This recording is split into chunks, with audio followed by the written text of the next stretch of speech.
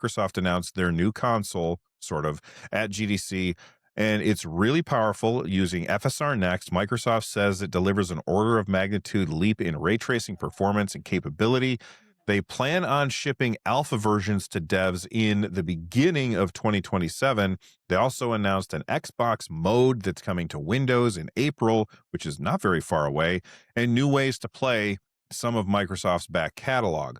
So my question to you guys I have 3 questions, and we're going to take them one at a time. Question number 1, thoughts on Xbox mode. So we're just stick with that for now. Baldy Rudy, what do you think, Yo, man? dude, it makes sense. I'm glad that it's now called the Xbox mode instead of the Xbox full screen experience. Let me just get that out of the way. That seems much easier to talk to people about. And it just continues the trend of the unification of PC and Xbox. If they continue to push it forward and it sells and makes sense, like there are people in our audience, in our shared audiences, that literally just have a desktop to only play video games. Mhm. That is it. And if you can have a unified, seamless, very easy process to just jump in and play the games that you want without, having resources dedicated to things that don't matter, why not? That's a win. Do you think that the Xbox mode will also allow you to play? I mean, I know that they'll say you can play games from other stores on our system, but will those things be promoted into Xbox mode, or do you think that those will be, if you want to run Steam games, you can, but you got to boot into desktop mode for that, and then launch Steam, and then launch big picture mode, and then you're doing what you're doing? What do you think, Rudy? I don't think so, man. If I'm being 100% honest with you, I think it's going to be the same exact way that it is with Xbox full screen experience now on PC handhelds as is. It's going to be an application that's there. You can access it through the Xbox app, and boom, you're able to go ahead and play the games. Now, the interesting thing, now, this is something that I don't think anybody has said, but when you go into like Xbox mode, or excuse me, in settings, and you can see the drop down of the app that you want to boot up in full screen, you see that there's a drop down. So that to me seems like there's going to be some sort of API to have other Oh, applications that right. could boot up. So like, why wouldn't Valve be like, you know what? I want to use that API. I want to go ahead, assuming that Microsoft is kind, and they say we want Steam Big Picture Mode to be the first thing to boot up, and that's going to be the primary way of playing the games that you want to play. That's a possibility as well, but yeah, I think that they're going to play nice. It doesn't make sense. Microsoft has always been a software, I want to get my software everywhere sort of like scenario. It is a tricky thing because the whole this is an Xbox campaign has kind of screwed them over in terms of, everything. And obviously there has been a shift in leadership. But yeah, I think they're going to play nice. All right. Russ? Yeah, for the Xbox mode in particular, I am hoping that it is just a leap in quality. Like you guys remember the old Steam Big Picture mode before they went like the Yeah. Steam OS look. Oh, yeah, it was crappy. I hated that. Mhm. It was so easy to break it, and that's the same thing with full screen experience right now. I can break that so easy. Just move the cursor around enough, and then I don't know where I am, and like everything just gets messed up, right? So I'm hoping it's that kind of leap where Xbox mode is that feeling where it gets into that kind of Steam OS sort of feeling of big picture mode. And so that's kind of what I'm hoping for here. I got a lot of thoughts about the whole Helix thing and like this is an Xbox campaign going away and stuff. Well, I'll leave that for the next question. But yeah, that's my first thought is that, yeah, cool that they're working on this. I do think it is going to allow you still to use Steam Store and stuff. They'll probably use like a widget-based system, kind of like how they have it on the Xbox, that's kind of what I'm thinking. Right, because on the Xbox Ally X right now, they have like a widget. I'm going to use quotes store. It's not really a store because you're not paying money for anything, but you have a set of widgets that you can add to the Xbox full screen experience. You can like put Spotify on there. By the way, this podcast is also on Spotify, so make sure you check it out. But you can put a bunch of stuff on there so you can access it easily with the controller. And that's something I kind of forgot about until like just this moment, because is really as good as the hardware is for the Xbox Ally X. I forgot the name of it for a second.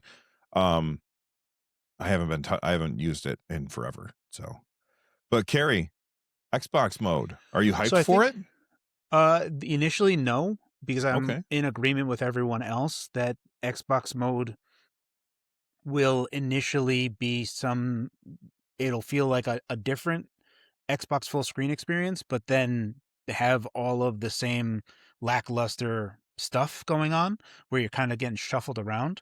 What I believe Xbox mode launching in April actually is to have Epic, GOG, Valve start implementing their store and hooks so that Xbox Helix and PC in Xbox mode could directly interface with those stores, and you're no longer jumping out of them. So there is this eventuality where it's like, okay, here is the base, here's all your hooks, start hooking into it so that this is a much more pleasant experience. And also, this will also carry forward with Xbox Helix so that when people are playing on the new Xbox Helix console, they can buy and run games from your store on the Xbox Helix. Did it surprise any of you guys that it's April? Really, I was shocked. I couldn't believe that they were doing it in April. Yeah, so there's a lot of things so even Auto SR is in April with the Xbox mode as well. So there's a bunch of things. It's basically this new foundation for the Xbox mode for PC, and there's a bunch of stuff that you can see if you kind of look at everything, how it's all combining. And then you just think about not only other stores integrating into it, but Microsoft themselves need a platform on how to launch Xbox One, Xbox Series, Xbox 360, original Xbox games on a PC via the Xbox We'll mode. talk about that later in the show. Yeah, so basically Xbox mode to me is they have to get it out very soon. They have this stuff that they've been working on. I believe Auto SR has been built for a while now, and they wanted to actually launch all together in one unified front. So it's like, oh, look at all these features that are in Xbox mode, because they're not going to have anything super spicy, but Auto SR at least will be like, hey, that's kind of cool. Rudy, you were going to jump in. You changed your mind, or did he already say what you were going to say? Because it's more of the business side of things, because of the traditional console model of saying, hey, you buy a console, we'll sell it to you at cost, which is something that we talked about earlier, and we're going to make money through software sales. That's the traditional way of looking at it. Now, from a PC standpoint, you buy it, and then from there you can go ahead and go onto any storefront. Yeah.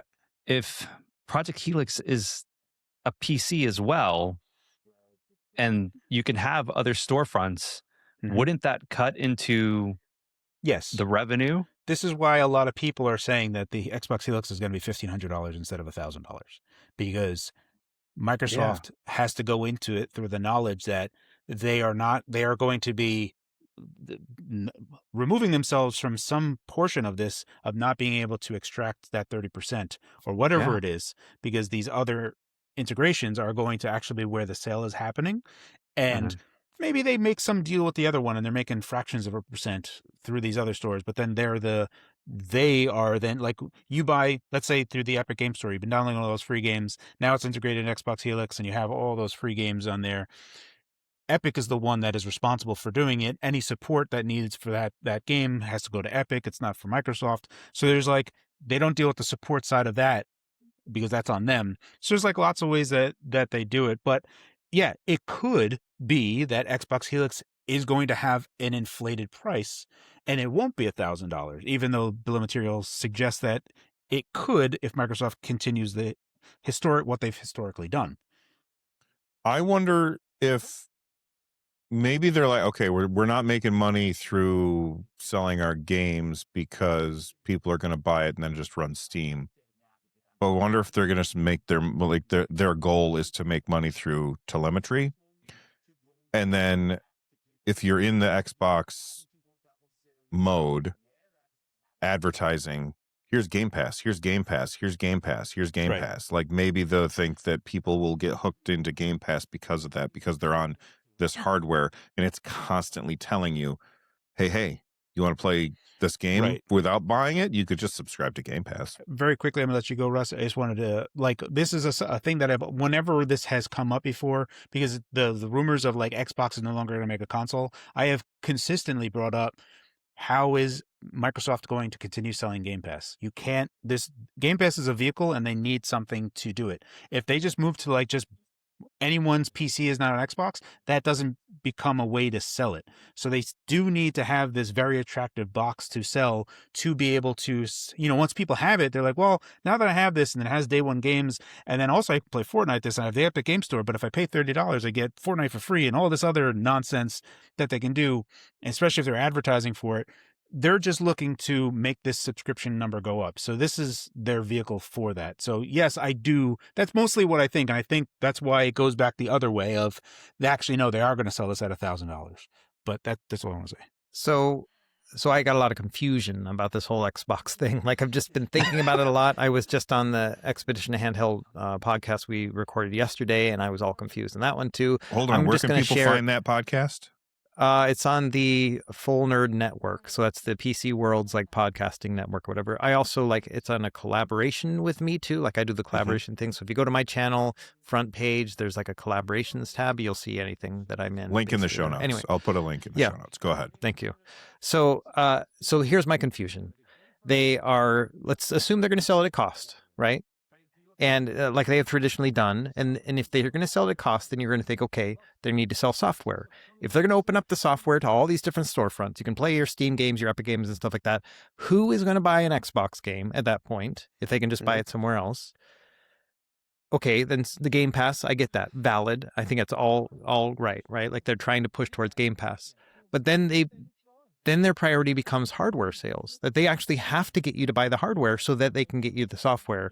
And to me, I think that makes sense in Carrie's mind, who has this big brain, but I don't know if the executives are playing 3D chess like that. Like they're thinking to themselves, all right, let's sell this hardware, which will get them on Game Pass and then profit. I think it's too many steps there, that they want something very basic and tangible to say, hey, this is going to be the solution going forward. And it's got to be software. It's got to be hardware, one of those, or a service. And I just don't see any of them coming together in a way that makes sense to me anymore. They've watered down this idea. Like at first, when I heard Asha Sharma saying, okay, console first, we're going to do this console thing. And then they took away all of these, this is Xbox stuff, right? They took it all down. Like, oh, we're not going to do that anymore.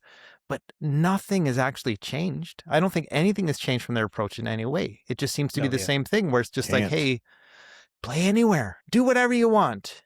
Don't say these words, but yes, this is an Xbox. You know what I mean? Like they're taking away the campaign and then also just doing the same campaign. And so I'm just confused now. As an Xbox lover, as an Xbox user, where are they going to make their money? And like, how is this all going to come together? I just don't get it. It's so convoluted right now. You took the words right out of my mouth. No, you took the words right out of my mouth, because I'm just like, how are they going to make money? That's all the execs care about. They care about profit, and they're not in it for the art. They're not in it for the love of the game. They're in it for profit. So at the end of the day, Carrie, I mean, you said it could be either a $1,500 device, or it could be something that's $999. Right. But why buy my games on Xbox if I have this huge Steam library and I could just install Steam on my Project Helix box? A more important question is, do you need Game Pass to play online for a Steam game? I'm going to say no, because it's a PC. I'm going to say no as well. So what happens to that whole part? I'm going to tell you right now, if you do have to, holy shit, people will burn things down. Well, there goes the PC side of things. Right, yeah. So they can't do that. They need to continue with if you play on the Xbox side, it's the Xbox rules. And if you play on the PC side, you play by the rules of whatever platform that you bought and played on. And also support comes from there. So it's like all of that has to do, but that is confusing. Like, what, to Russ's point, like, where do you go? And like, there's going to be people that buy on Steam because like, oh, my friend plays on Steam and like, I have a problem with it. I'm going to call Microsoft. And Microsoft's like, where'd you buy it from? And then they're like, I bought it from Steam. They're like, so why are you calling us? And they're like, yeah, but I'm doing this on my Xbox Helix. And they're like, uh-huh. And where'd you get the game? From Steam. Okay, so why are you talking to us? And this is like, who's on first type of thing. And it's just what are you asking me for? And it's just like it's like I have an MSI GPU, but it's an Asus motherboard. Let me call Asus and see if they can fix my GPU problem. Like it's insane. Like why would you even do that? So, dude, think of it from like a casual's perspective. They're gonna go to Target or Best Buy and they're gonna buy this. They're going to look at it and be like, this is the next Xbox. I'm going to go ahead and take it. We saw this with the Xbox Ally X launch and the Xbox Ally. You have a bunch of people from the Xbox space that got this and are like, why do I have to install 2 hours worth of driver updates? Right. This doesn't make sense. Right. Russ, Like the use way your that they title. execute this is going to be weird. I don't know. Russ, use your title. What was the title of your Xbox Ally X video? Oh, awesome handheld PC, but lousy Xbox. Yeah, exactly. That's perfect. Exactly. Yeah, that's the thing for me is that it's so getting so confused, and I'm not staying up late at night thinking about how is Microsoft going to make money. That's not something I'm worried about, right? As a person, not like your I don't job. give a crap, right? But I do want to have their next console, and I want it to make sense, and I just want a box that plays Xbox games, console games, right? We've already talked about the USB drive. Like I want to have something like that to play on my old stuff, or even access my digital library. That's what I want. If it can also play my PC games, that is also very cool. Like it's a kind of all-in-one. But if they also are going to allow our PCs to do the same thing through Xbox mode and the backwards compatibility stuff that we're going to talk about later, then why do I need that box? Unless it's a really good value. That's the only thing I can think of. At this point, it's just a Steam machine at that point. You know what I mean? It's just a direct competition with a Steam machine because it's a PC that you can play in a living room. You know what I love about Xbox Helix the most is that it's no longer tied to a specific thing that is you can only play the things that are in that closed ecosystem, which I have long since I moved away since in 2010. 2010 is when I was like, I'm PC only at this point. And I got all the other stuff for like, I'll play those and then just go back to being PC. Like multi-platform is where I play PC. And I go back to like, even going back to like the ending thing of like the Steam, the Valve guidebook, right? That was there. Right. And it's like, design a game for what people have. And the Xbox Helix at $9.99 is going to take, remember Valve said most everyone has a 3060. That's the GPU that they have. And now if they buy $1,000 thing, which buying a PC that has an NVIDIA 5080 in it is $2,500, and they're not buying that, but they can afford $1,000. And now all of a sudden everyone has been ushered in to this, I have a 5080. And that is super exciting to me because now you have this much better base of what you can play. That value proposition is insane to me, which is why I find it like so incredulous that not only do you have it, it's like, okay, the Xbox Series X and even the PS5, when those launched in 2020, it's like, man, those specs are great, but you can only play on those platforms. Now, if Xbox Series X launched in 2020 and it was like, oh, it can also play PC games, people are like, oh crap, like, this is cheaper than the PC that I can get with that same spec. So like that would have like flew off the shelves.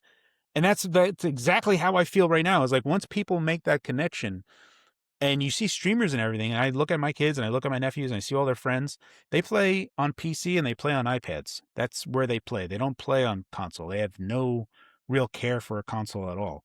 But that's just me and that's anecdotal. But I see it. And I think Microsoft has saw it, which is why they went this way.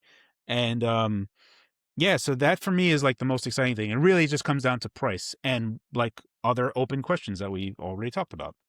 Yeah, I think at that point, and I agree with you, I think that is kind of the ideal, right? That this is a PC and then the whole playing Xbox games seems to be coming everywhere.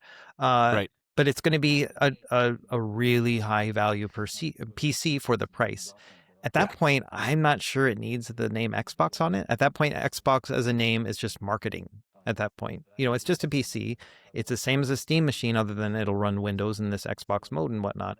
And at that point, it's really just, hey, this is your $1,000 PC that has a 5080 equivalent in it. That's basically the selling point for me at that point. It's no longer a new Xbox. Right. Not a bad thing, but it makes me a little bit sad because, just last week I was like, oh no, this thing is definitely a console. And Jeff Keighley was so wrong, Now I'm like, it is a PC device, So. Right. Yeah. I mean, for me, it's 100% okay to, for me, like that's the best news in the world. Like I am more of a PC gamer for where I care for. So when that is there is like, it's more of a PC. And the side thing is that it also plays Xbox games. Like that's the bonus to it. It's like the bonus isn't, the bonus. And other people can look at this differently, right? They'll be like, I got this for an Xbox, and the bonus part is it plays PC games. And for me, it's the complete opposite. It's like, no. This is like a PC, like an amazing PC that's going to fit in my living room.